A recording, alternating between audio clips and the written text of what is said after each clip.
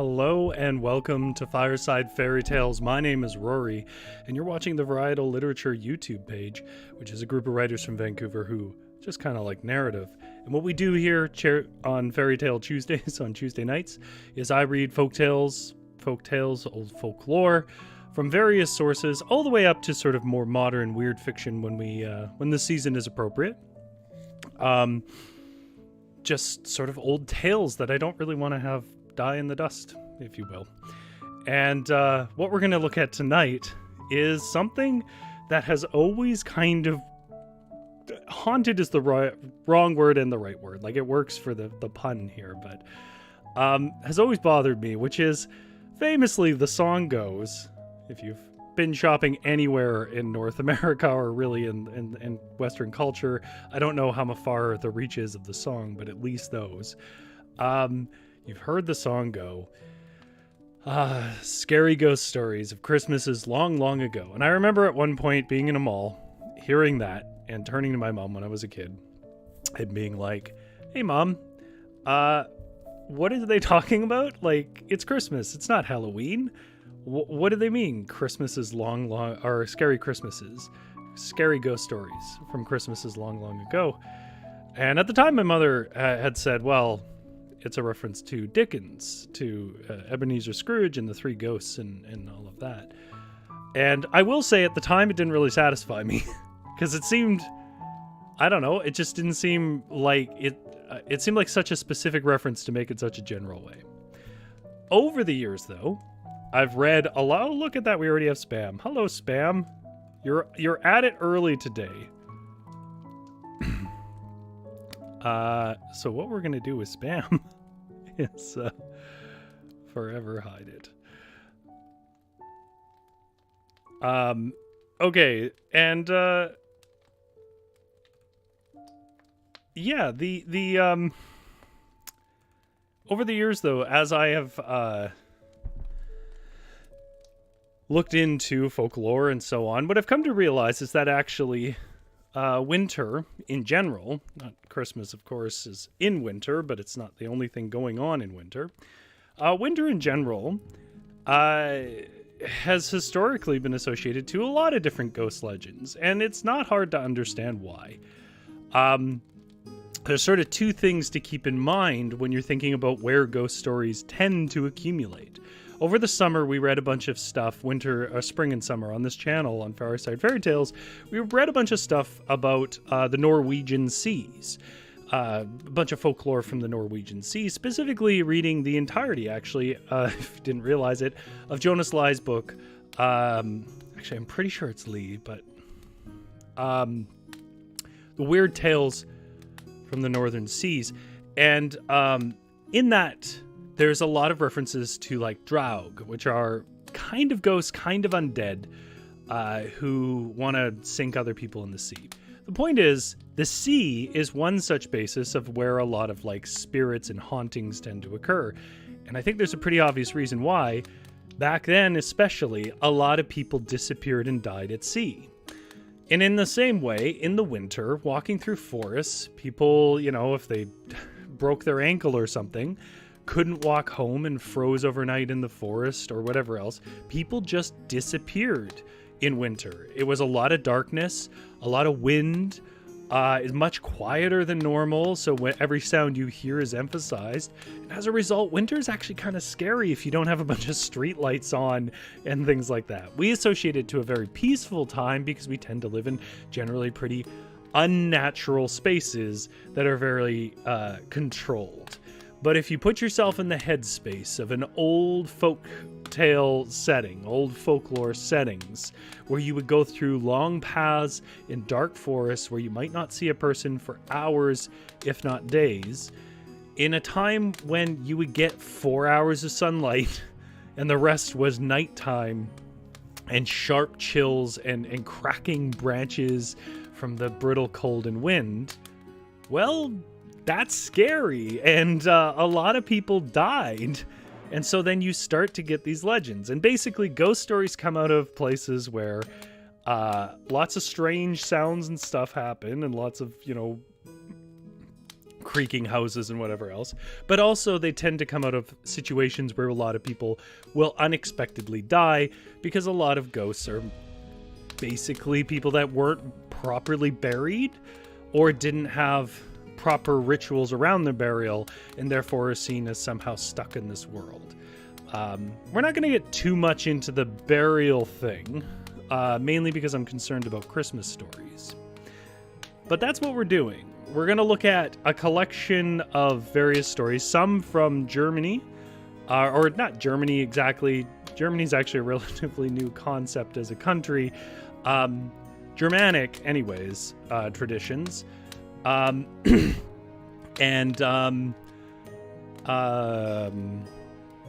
a tale from Ireland, collected by Yeats. So what we're going to do tonight is we're going to look at some of those scary ghost stories. Some of them will be very short, half a page long, and some of them will be a full story. They are folklore, so they are relayed to us, and I will be sort of adopting that voice as a person telling you something about their neighbor up the street, or they heard from a friend of a friend. So it's a little bit of a different story structure. And that's just because I've found cool collections of folklore over the last couple of weeks, and I'm excited to share it. And I should have said this sooner, but if you haven't noticed yet, down in the description below, if you're not watching this live, there will be timestamps that let you jump ahead to different tales that we're going to look at. And you'll notice that there's lots there, but many of them are pretty short. So the first one we're going to talk about is called A Mass for Ghosts.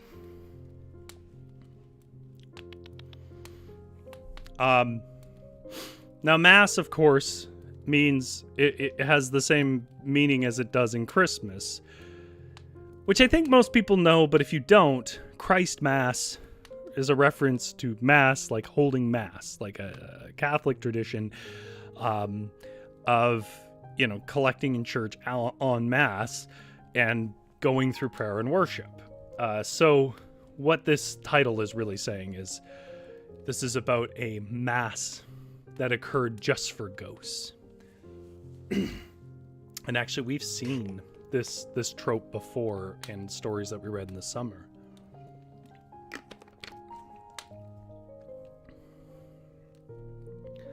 But no more faffing about by me. Let's get the fire turned down a little bit. Hello, GS. I see you're in the chat.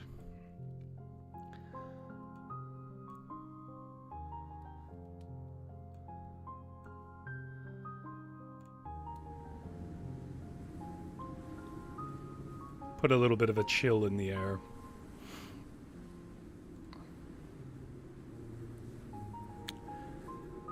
So our first collected piece of folklore is a couple of small chunks about Mass for Ghosts, as in the religious Mass for ghosts. And it comes from Sunken Castle's Evil Poodles, which is a collection of English translated German folklore from Jorgen, who I will put their specific information for their Patreon down below. And brothers, they clarified that several people, they pull from several collections of German folklorists, the Grimm brothers being amongst them, but not being necessarily their main source or exclusive source. This is a Mass for the Ghosts. A devout woman who lived next to the church was once woken up during the night by singing emanating from there. Believing that it was morning mass, she hurriedly rose up, got dressed, put on her mantle, and went into the church whose windows were lit. She sat down on her usual place, opened up her hymn book, and joined the singing. Oh, then someone touched her shoulder and whispered to her, "Neighbor, it is late now, and you should go home." She turned around and saw a neighbor next to her who had died years ago. Then she surveyed the room and spotted many faces of people who had died. Thus she hurried out of the church, and as she closed the door behind her, the last verse of the song ended, and the door snapped shut with a bang, so that the tip of her mantle was caught in it. She broke free, and at this moment the bells on the church tower rang 1 o'clock, and all illumination within the church ceased. That's our first tale. You're going to notice a trend. Like I said, very short little bits. We're going to read 2 more versions of a tale like this. Some more specifically associated with Christmas than others. In Hagnau, the ghosts hold mass during the midnight hour before the first day of Christmas. It is custom in Hagnau that a mass is held at 5 o'clock in the morning on that day. Once a woman went into the church whose windows were lit at midnight, erroneously believing that it was 5 o'clock in the morning already. She saw both strange figures dressed in clothes of long ago times and familiar faces of dead acquaintances. One of them told her to whisper the Lord's Prayer and to hurry out of the church without looking back. She did so, but when she was already out the door, she still tried to catch a glimpse. At that moment, the door slammed shut, and the tip of her dress got stuck, and the woman died 3 days later. Truthfully, the woman dying is a much more common outcome. Okay, and the last one I'm going to read is a story of winter. It doesn't associate itself so directly with Christmas. You'll find that many of these are stories of winters, which isn't surprising, seeing as exactly what holiday you would be celebrating in winter depends on where the tale came from. But not just where, when, I should say. So this last little bit, before we get to some other bits about ghosts in winter, is called The Mass of the Dead in Wiesenberg. Long ago in Wiesenberg was Catholic, and at the time it was the custom to hold an early morning mass on Sundays and Wednesdays. Now once, there was a woman who woke up one morning in the winter when it was still dark. She heard the ringing of bells, and therefore she believed that she had slept past the start of Mass. Oh no. Thus she hurriedly dressed and went into the church, and when she arrived, the doors were wide open, and the whole church was filled to the brim with people. Before the altar, there were 2 preachers who distributed the bread of the Eucharist rite. One was wholly unfamiliar to her, but she recognized the other, who had been dead for more than 20 years. She was greatly disturbed by this and quietly went to her chair and kneeled down and said her prayer, and was about to go home immediately. But then a woman stepped up to her. This woman was familiar to her, but had likewise died a long time ago. The woman told her, "We dead ones leave the day to you. Thus leave the night to us. Go home in peace, but don't look back." With these words, a fright overcame the woman so that she was barely able to stand. But she managed to leave the church and hurry home. But when she was at her front door, she could not resist looking back. And the next morning, the piece of her mantle that had been outside at the time was severed as if burnt off.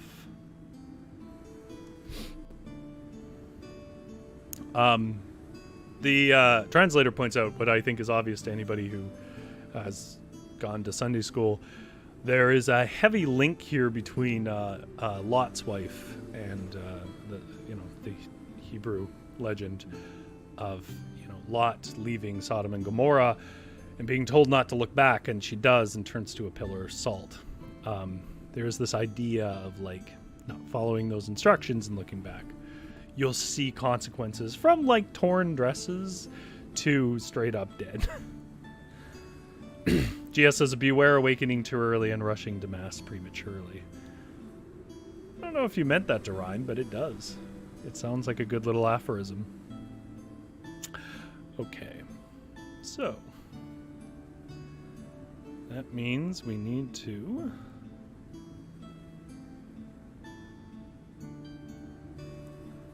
get ourselves to our next tale, which our next tale is called The Dance of the Dead.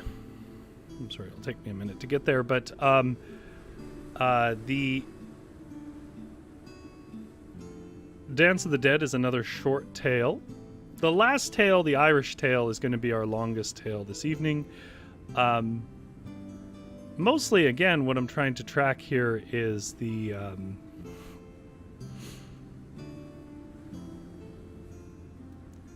tendency to associate ghost stories to wintertime. Yeah, we're almost there. Sorry, there isn't a way for me to jump directly to these individual stories. That's why this is a little messier than normal.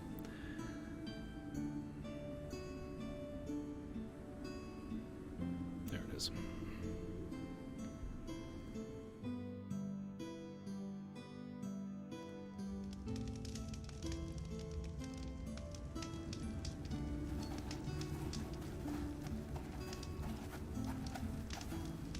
A young man once... Oh, sorry. Let me do my introduction.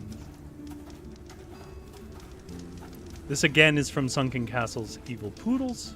Translations from original sources of German folklore by Jürgen, who you can find down in the comment below. We'll have a pinned comment with their info. And this one is called The Dance of the Dead. It's about ghosts in winter. A young man once climbed up the alpine meadow during the winter. He knew that he would encounter no one up there during this time of the year.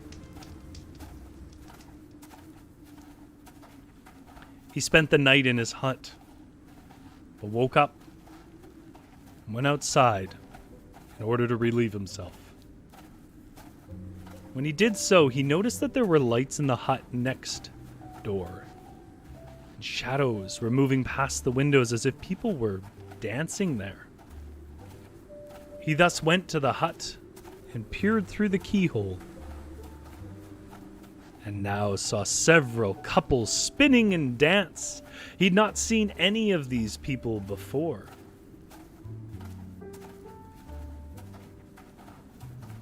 As he was freezing, he fetched his overcoat, and when he returned,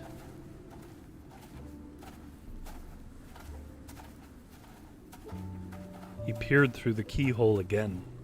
He noticed that the dancers were all covered over with icicles. Now he startled, for he had recognized his lover, who had died recently. She too was wearing icicles in her hair, on her sleeves, on her jacket, and on her skirt.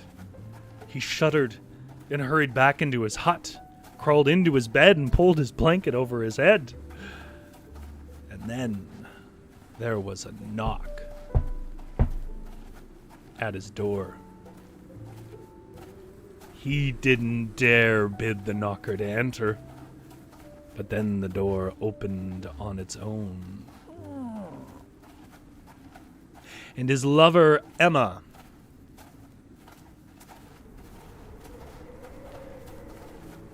swung open and stepped towards his bed and pulled the blanket away from his head. And what she told him next has remained a secret for all his life.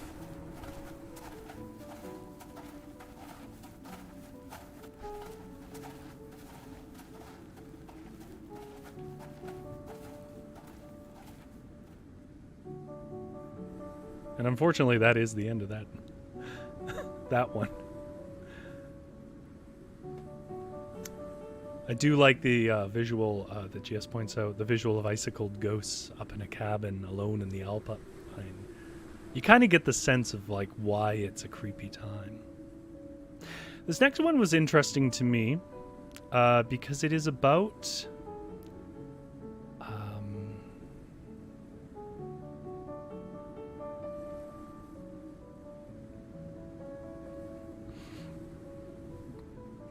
it's about, technically it's about spirits. I feel like it's on that borderline. It's probably about spirits. I'm willing to agree with that. I do think it could pass for ghostly in nature as well. You make your own decision up. But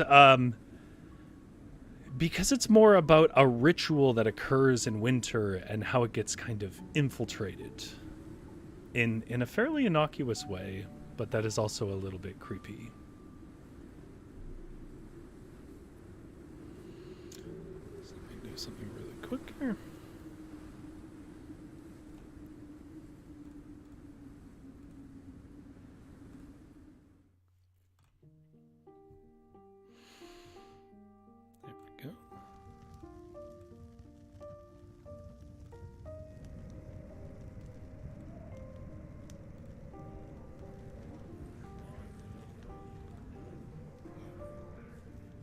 In the middle of the beautiful... Oh, sorry, I keep forgetting my introductions. This next tale is called The Lake Maidens, and it again comes from Sunken Castle's Evil Poodles, the information of which is down in the pinned comment below. In the middle of the beautiful Oberkappel Valley, where the path leads down from the Mummelsee Lake, there are several scattered houses which together form the hamlet of Seebach. Like in many other parts of Germany, it is customary for the young woman to gather with their distaffs in each of the houses in turn during the long winter evenings, so that they can spend their spinning work in a more comfortable manner. And since this is an archaic art for my audience, what they're describing is basically a little device that allows you to spin fibers into thread and eventually material. This custom is called meeting at the spinning chamber, and many unmarried young men gather at this occasion as well, but everyone limits themselves to wholesome entertainment, though I think we know why they gather. Many years ago, the spinning chamber took place at the rich Ulfrid's place, and everyone was lively and in a good mood when the door opened, and 3 white-clad maidens of exceptional beauty stepped in. Each had a cute little spinning wheel of unusual form in their hand. They demurely greeted the gathering, and one of them asked them with a soft voice if they would allow them to participate in the entertainment of the spinning chamber, as they were peaceful neighbors. This was instantly permitted to these unknown neighbors, but not without some surprise. Chairs were added to the circle, and soon their spinning wheels purred in competition with those of the other spinners. Although this unexpected visit...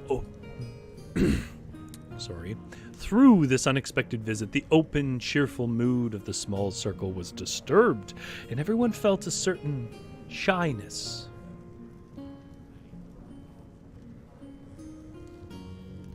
But when the maidens talked to everyone in a friendly manner and looked around at everyone with their clear, trusting eyes, the strangeness of the situation gradually dissipated, and soon the previous liveliness and harmless joy was restored.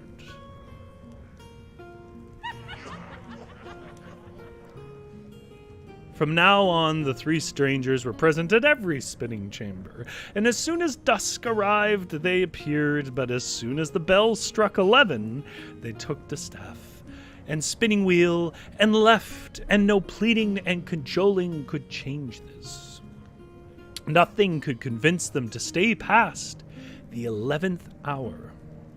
Nobody knew where they came from or where they went, but people whispered to each other that they were maidens from the Mummelsee Lake. And soon they were only called the 3 sisters from the lake.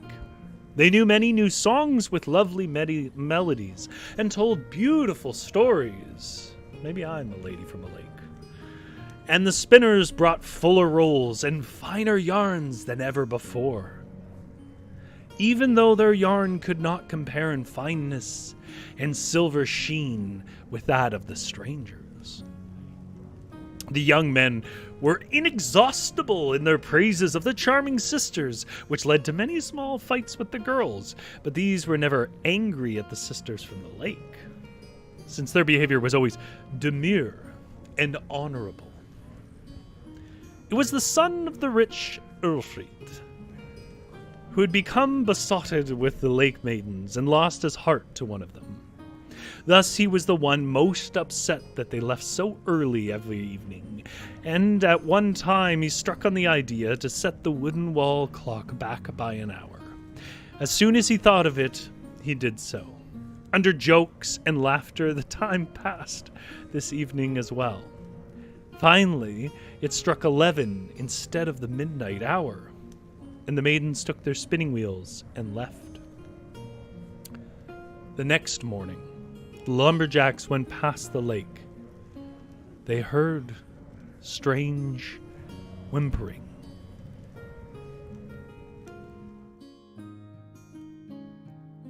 And groaning from its depths. And at the surface, they saw 3 large bloodstains. And Ulfrid's young son soon fell deeply ill in the same night and turned to a corpse 3 days later. And the 3 sisters were never again seen in the valley. GS says, how could the regular girls compete with 3 alluring, mysterious lake girls? It's a question for the ages. Who can compete with the lake girls? Crawl out of a lake. Already, you're 10 points ahead. By the way, if you're like, wait, isn't there supposed to be happy endings? This is folklore, my friends, not fairy tales. Fairy tales have happy ending. Folklore is weird. It just ends terribly, or doesn't really tell you what happened. Because it is ultimately not as created as a fairy tale. Like, fairy tales have individual authors. Our next story is going to be about an animal, a spiritual animal, that occurs, that can be seen around winter time.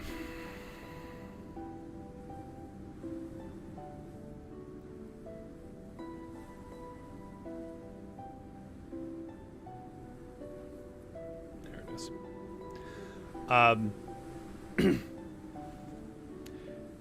And this will be our last one from the German tradition, and then we will read the it's called The Fate of Frank McKenna from Yeats's collection of Irish folklore, and that will wrap up our night. But that's a longer story, so that'll sort of fill our second half as we continue our sort of examples of winter ghosts. So this is a story about a dog from, well, it's sort of about a dog. You'll see what I mean. Again, from Sunken Castle's Evil Poodles, the information of which is down in the pinned comment below. This one is called The Welthund near Stötterlingenburg and Lüttgenrode. I do look these things up, and then I forget. Like, I'm not German. And these are using sounds that English just doesn't use. In the village is located about a half an hour to the west of Ostervik. It was built around a hill which is the site of the former Stötterlingenburg.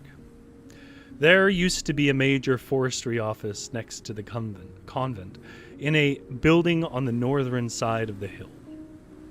The house where this office was located is still standing, and its appearance shows the great prosperity of its inhabitants. It is said that one of these forestry officials, he had a huntsman in his employ that once set a dog against a poor man who'd just been gathering a bundle of wood. And when the poor man attempted to defend himself, the huntsman stabbed him with a hunting dagger.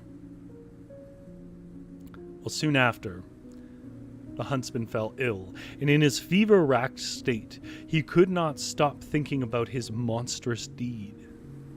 He then died before a priest could arrive and assist him in preparing for his death. The real theme of ghosts in folklore. Since that day, the area has been haunted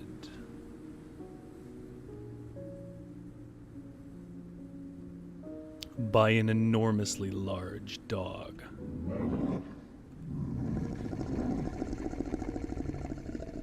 Eyewitnesses, which according to their earnest assurances included the most of the inhabitants of Lüttgenrode, as late as 1850, compared its size to that of a calf or a donkey.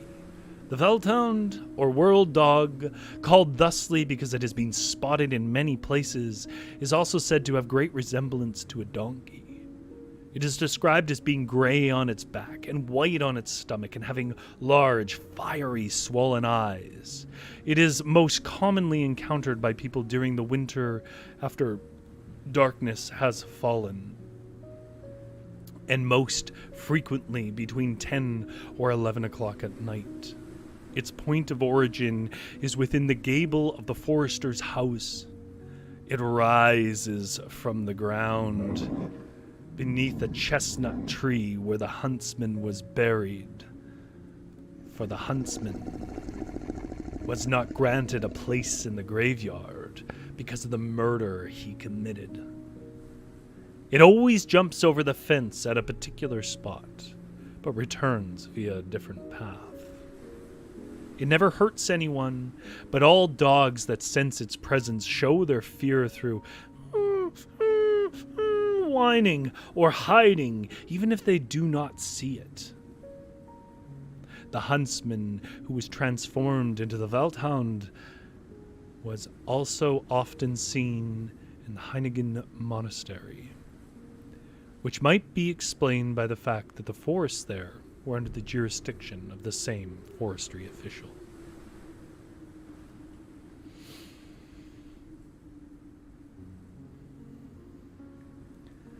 All right.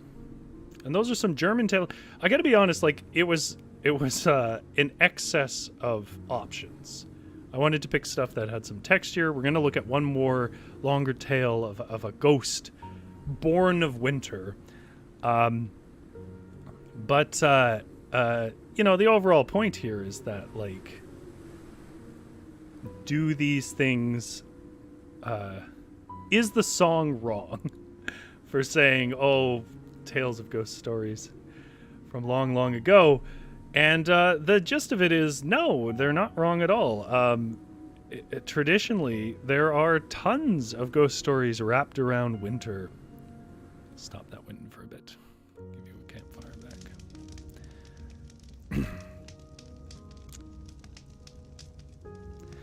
Now, our last one comes from a familiar book, if you are a regular viewer of this channel, and that is Fairy and Folk Tales of the Irish Peasantry from W.B. Yeats, which, of course, if you, because it's been a while since I've, you know, brought him up here, that is the fellow who is probably most widely known as a poet from the turn of the century, and most widely known, not the turn of the century, later than the turn of the century, but around that time, early 20th century. He's probably best known for Lake Isle of Innisfree, which is an absolutely gorgeous poem about Ireland, as most of his works were. But he did this collection of folktales that we've read lots of stuff from, Fairy and Folktales. But this last one is a ghost story born of winter.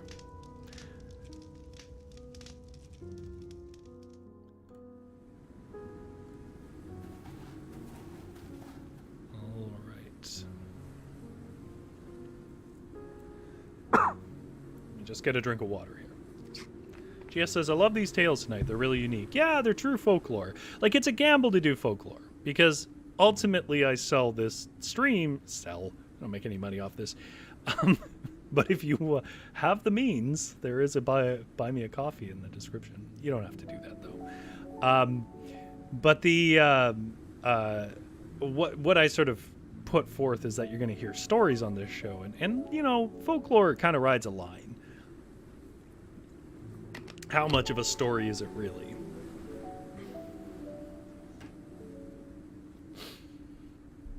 Okay.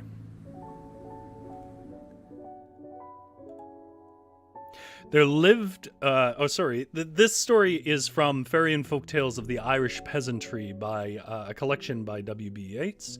This particular tale comes from William Carleton, collected from the Irish countryside. It's called The Fate of Frank McKenna.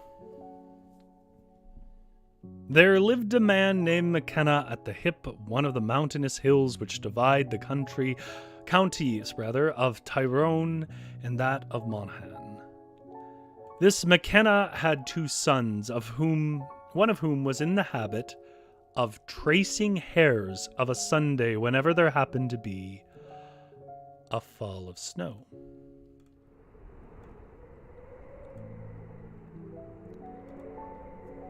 Now, just a moment here, because this is important to the story and it is absolutely not a familiar thing for most people. What he's describing here is finding the prints of hares, like footprints in the snow, with your friends with sticks, trying to coach them into a spot and killing them with a stick. It's a form of hunting, which he refers to as sport here, which is the right way to put it, but can be confusing for us. His father, it seems, had frequently remonstrated with him upon what he considered to be a violation of the Lord's Day, as well as for his general neglect of Mass. The young man, however, though otherwise harmless and inoffensive, was in this matter quite insensible to paternal reproof, and continued to trace whenever the avocations of labor would allow him. And it so happened that upon a Christmas morning, I think in the year 1814, there was a deep fall of snow, and the young McKenna, instead of going to Mass, got down his cock stick, which is just like a bat, which is a staff much thicker and heavier on one end than at the other, and prepared to set out on his favorite amusement. His father, seeing this, reproved him seriously and insisted that he should rather attend his prayers. But the boy's enthusiasm for the sport, however, was stronger than his love of religion. Imagine that. And he refused to be guided by his father's advice. The old man, during the altercation, got warm, and on finding that the son obstinately scorned his authority, he knelt down and prayed that if the boy persisted in following his own will, he might never return from the mountains unless as a corpse. Wow.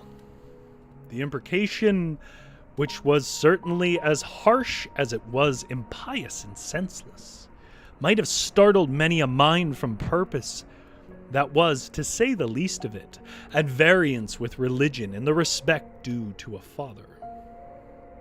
Had no effect, however, upon the son, who is said to have replied that whether he ever returned or not, he was determined on going, and go accordingly he did. He was not, however, alone, for it appears that 3 or 4 of the neighboring young men accompanied him. Whether their sport was good or otherwise is not to the purpose, neither am I able to say. But the story goes that towards the latter part of the day,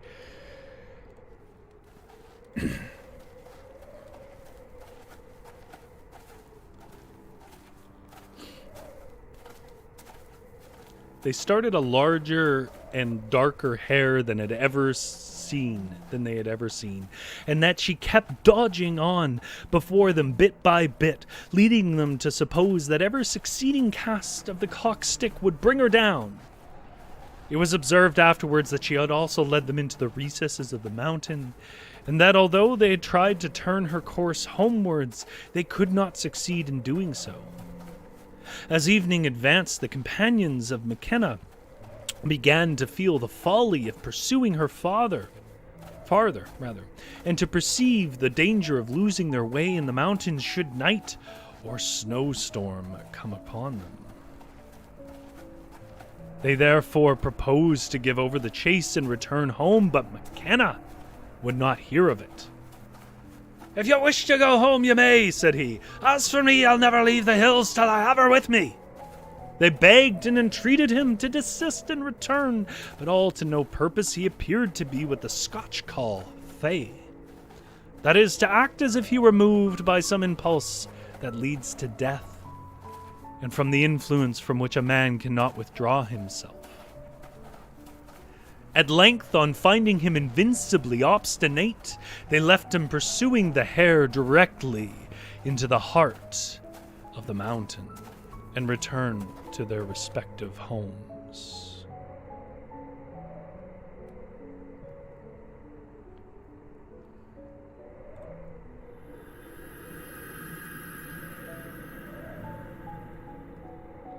In the meantime, one of the most terrible snowstorms ever remembered in that part of the country came on. And the consequence was that the self-willed young man who'd equally trampled on the sanctities of religion and parental authority was given over for lost. And as soon as the tempest became still,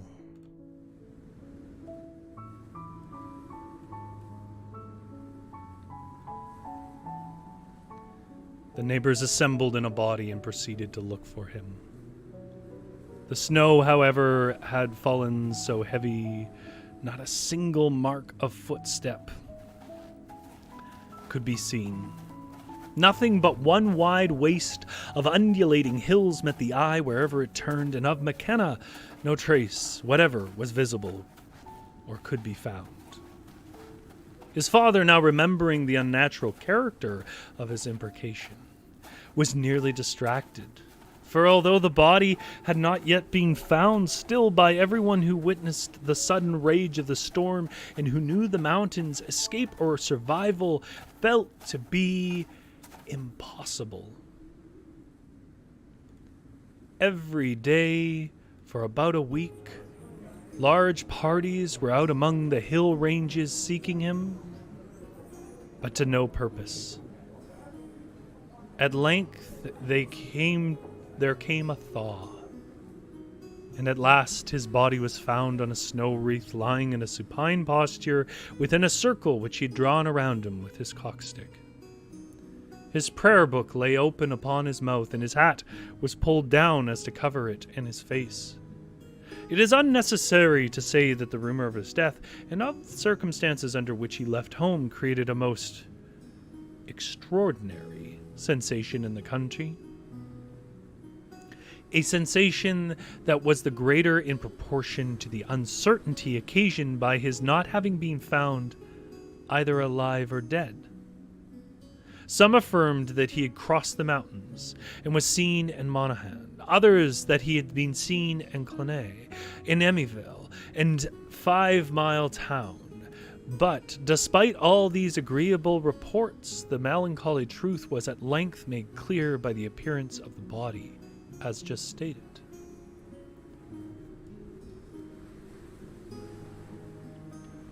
Now it so happened that the house nearest the spot where he lay was inhabited by a man named Daly, I think, but of the name I am not certain, who was a herd or caretaker to Dr. Porter, then the Bishop of Clogher. The situation of this house was the most lonely and desolate looking that could be imagined. It was at least 2 miles distant from any human habitation, being surrounded by one wide and dreary waste.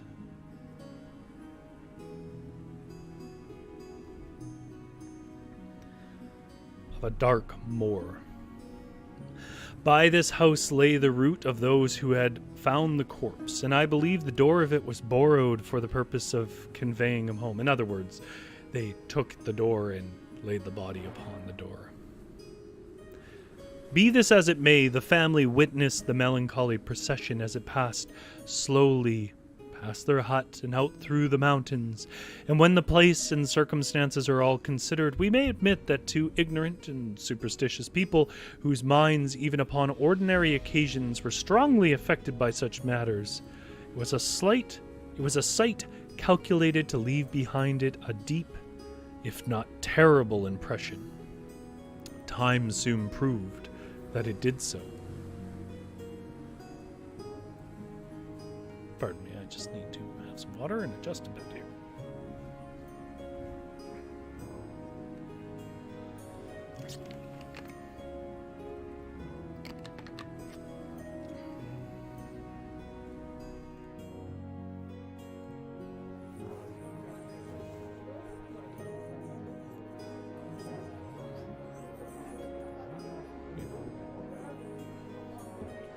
An incident is said to have occurred at the funeral in fine keeping with the wild spirit of the whole melancholy event. When the procession had advanced to a place called Mulligatawny, a large, dark-colored hare, which was instantly recognized by those who'd been out with him on the hills as the identical one that led him to his fate, is said to have crossed the road about 20 yards or so before the coffin. The story goes that a man struck it on the side with a stone, and that the blow, which would have killed any ordinary hare, not only did it no injury, but occasioned no sound to proceed from the body resembling the hollow one emitted by an empty barrel when struck. Whatever that means. It's not a hare. In the meantime, the interment took place, and the sensation began, like every other, to die away in the natural progress of time, when, behold, a report ran abroad like wildfire, to use the language of the people. Frank McKenna was appearing. Well, one night, about a fortnight after his funeral, the daughter of Daly, the herd, a girl about 14, while lying in bed, saw what appeared to be the likeness of McKenna, who had been lost. She screamed out, and covering her head with her bedclothes, told her father and mother that Frank McKenna was in the house. This alarming intelligence naturally produced great terror. Still, Daly, who, notwithstanding his belief in such matters, possessed a good deal of moral courage, was cool enough to rise and examine the house, which consisted of only one apartment. This gave the daughter some courage, who, on finding her father could not see him, ventured to look out, and she then could see nothing of him herself. She very soon fell asleep, and her father attributed what she saw to fear, or some accidental combination of shadows proceeding from the furniture, for it was a clear moonlight. The light of the following day dispelled a great deal of their apprehensions, and comparatively little was thought of it until evening again advanced. When the fears of the daughter began to return, they appeared to be prophetic. For she said when night came that she knew he would appear again, and accordingly at the same hour he did so, and this was repeated for several successive nights until the girl, from the very hardihood of terror, began to become so far familiarized to the spectre as to venture to address it. I mean, you see a thing enough. Why would you be scared of it? "In the name of God," she asked, "what is troubling you, and why do you appear to me instead of some of your own family or relations?" The ghost's answer alone might settle the question involved in the authenticity of its appearance, being as it was an account of one of the most ludicrous missions that ever a spirit was dispatched upon. "I'm not allowed," said he, "to speak to any of my friends, for I parted with them in anger. but I come to tell you that they are quarreling about my breeches. A new pair that I got made for Christmas Day. And as I was coming up to thrash in the mountains, I thought the old ones would do better, and of course I didn't put the new pair on me. My reason for appearing, he said, is that you may tell my friends that none of them is to wear them. They must be given in charity. Bet you didn't see that coming. This serious and solemn intimation from the ghost was duly communicated to the family, and it was found that the circumstances were exactly as had represented them. This, of course, was considered as sufficient proof of the truth of its mission. Their conversation now became not only frequent, but quite friendly and familiar. The girl became a favorite with the spectre, and the spectre, on the other hand, soon lost all his terror in her eyes. He told her that whilst his friends were bearing home his body, the handspikes or poles which they carried on him had cut his back and occasioned him great pain. The cutting of the back was also known to be true and strengthened, of course, the truth and authenticity of their dialogues. The whole neighborhood was now in a commotion with the story of the apparition, and the persons incited by curiosity, began to visit the girl in order to satisfy themselves of the truth of what they had heard. Everything, however, was corroborated, and the child herself, without any symptoms of anxiety or terror, artlessly related her conversations with the spirit. Hitherto, their interviews had all been nocturnal, but now that the ghost found his footing made good, he put on a hearty face and ventured to appear by daylight.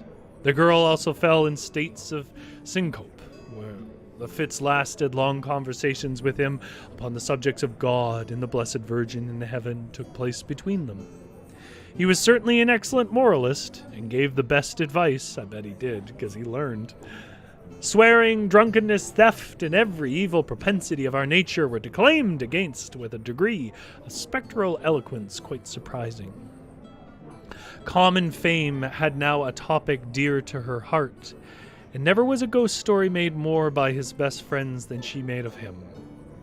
The whole country was in a tumult, and I well remember the crowds which flocked to the lonely cabin in the mountains, now the scene of matters so interesting and important. Not a single day passed in which I should think from 10 to 20 or 30 or 50 persons were not present at these singular interviews. Nothing else was talked of, thought of, and as I can well testify, dreamt of. I would have myself gone to dailies were it not for a confounding misgiving I had that perhaps the ghost might take such a fancy of appearing to me as he had taken to cultivate an intimacy with the girl, and it so happens that when I see the face of an individual nailed down in the coffin, chilling in a gloomy operation, I experience no particular wish to look upon it again. The spot where the body of McKenna is now marked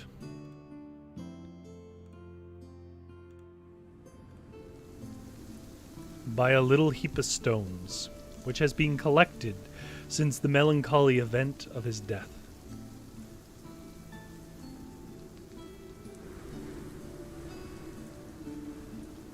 Every person who passes it throws a stone upon the heap, but why this old custom is practiced, or what it means, I do not know, unless it is to be simply to mark the spot as a visible means of preserving the memory of the occurrence. Daly's house, the scene of the supposed apparition, is now a shapeless ruin, which could scarcely be seen were it not for the green spot that once was a garden, which now shines at a distance like an emerald, but with no agreeable or pleasing associations. It is a spot which no solitary schoolboy will ever visit, nor indeed would the unflinching believer in the popular nonsense of ghosts wish to pass upon it without companion. It is, under any circumstances, a gloomy and barren place, and when looked upon in connection with what we have just recited, it is lonely, desolate, and awful.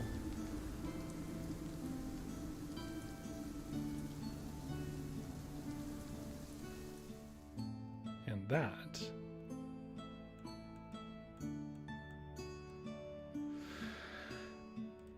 Are scary ghost stories from Christmases long, long ago. I understand. Not all of them are Christmas, but as I said, not everybody really understood Christmas as we do now. On the whole, you know, the understanding is these are winter events. As I said, there were other stories I could have read of Christmas ghost stories. And I will say, actually, this wasn't the plan for this week. But I wasn't able to quite nail down something that I needed to get approval on before I could run. But God willing and time forgiving, next week we should be on Fireside Fairy Tales, which is on Tuesday nights at 6:30. We should be discussing a little trend that I don't know if you know exists, but it's the devil in Christmas Eve. We'll see if I can make that happen, because there is some stuff that needs... It's a little more complicated than my normal show to put on. But that was the original plan. So, you know, I kind of had to select under a little less time than I normally have for this week, which meant I cut out some things that maybe I would have wanted to read otherwise, but it seems like it timed out pretty well. GS says, love them, Rory. Great theme for your broadcast. For me, like, sometimes I read things and I'm like, I really want to share this with people. But for me, it was like, I don't know, it was nice to have an answer, because for the longest time I've wondered, what is that lyric about? And I looked it up, by the way. I'm not the only person who's wondered this. There's entire articles written about this. I looked it up actually after I did all the planning for this. I was like, I can't be the only one who's like, what is he talking about? Christmas ghost stories. But there you go. Christmas ghost stories was a tradition that's kind of died off because winter just isn't as scary for most of us anymore. Everything's well lit. There's emergency services. We have cell phones. Like, all the things that make it so spooky and hollow and scary is pretty much not there for most of the world now. It is true, though, in the north, it's still not unheard of for people to get lost on their way home and die of exposure and adrift on a highway, often from being drunk. But for the most part, it doesn't really happen the way it used to. Well, anyways, before I ramble any further, I hope you folks enjoyed yourself. I see that GS did. I certainly enjoyed looking this up and finding out this stuff. And thank you again to Sunken Castle's Evil Poodles writer Jürgen, who I've... and let me know if that's not how you pronounce her name. I've put information down below, and hey, consider spam at the beginning and spam at the end. Consider supporting